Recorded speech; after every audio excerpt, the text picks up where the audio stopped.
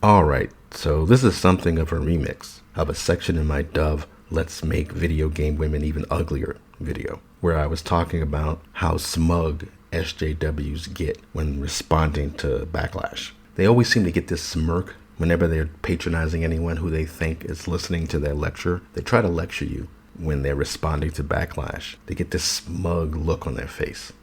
They even put it in their fictional characters a lot too. So, with this recent Bungie LatinX controversy, it just reminded me, the fact that it was a Latin controversy. It was making me think of Rachel Zegler and the way she's been acting. And it also reminded me of the Disney show Primos, which I don't even know if that even came out or not yet, and how the song had these mispronounced words in it, and how people were angry at how the town looked, and how the home looked, and how messy it was, and that kind of thing.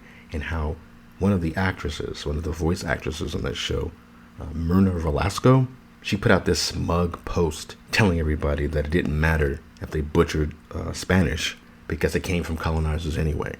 And it's funny because even though Myrna Velasco legit looks like my work wife,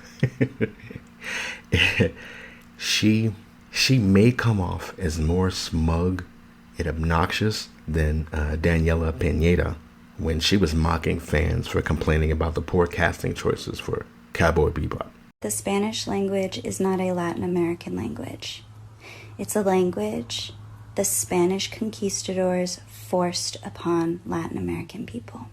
The only reason we're Latin people and not Native American people is because of that distinction.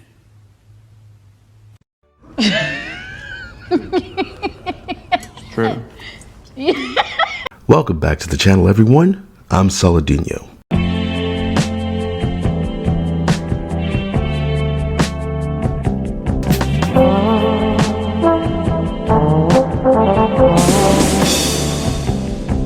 What is it about SJWs and the smirking?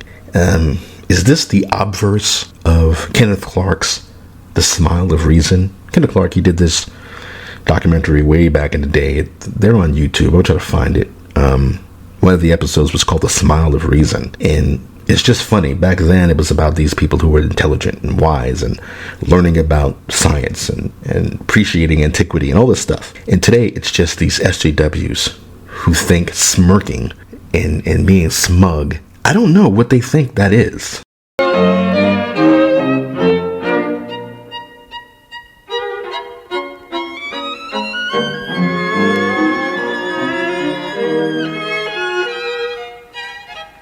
What witty, intelligent faces. They're the successful dramatists of 18th century Paris, and their busts stand in the foyer of the French National Theatre. That theatre which for 100 years did so much to promote good sense and humanity.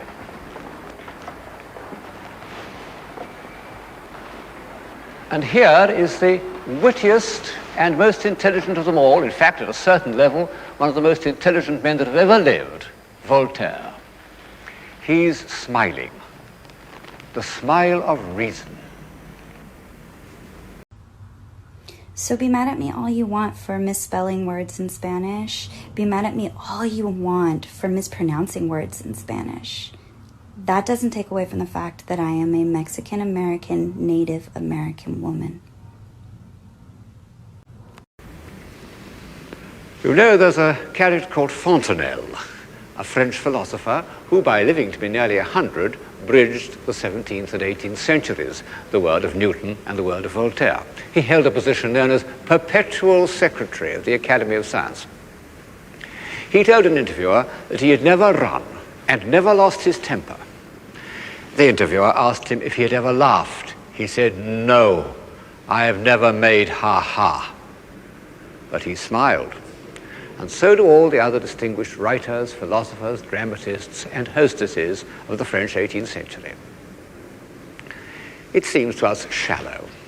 We've got into deep water in the last 50 years. We feel that people ought to be more passionate, more convinced, or, as the current jargon has it, more committed. We're trying to make a good show for kids that feel left out, for kids that are different, for kids who don't have a full grasp on any language, no matter where they live. And if you're going to be mad at that, I don't know. Be mad then. The smile of reason may seem to betray a certain incomprehension of the deeper human emotions, but it didn't preclude some strongly held beliefs. Belief in natural law, belief in justice, belief in toleration. Not bad. Maybe it's just autism mixed with self-satisfaction. They think they've done something because they're complaining about something that they frame as important to society. So they smirk, like after she defeated this villain easily, this monstrosity she shot down, the heroine in this stupid ass ad. She turns to the camera like, look how easy that was. You see what I did? I just smashed the patriarchy. The smirk of unreasonability or something like that. I don't know. Not having it. Daniela Pineda has the best response to complaints over her Cowboy Bebop look. The actress had the best comeback to toxic fan posts. Yeah, right. Ask Netflix how that worked out for everybody. Get the fuck out of here.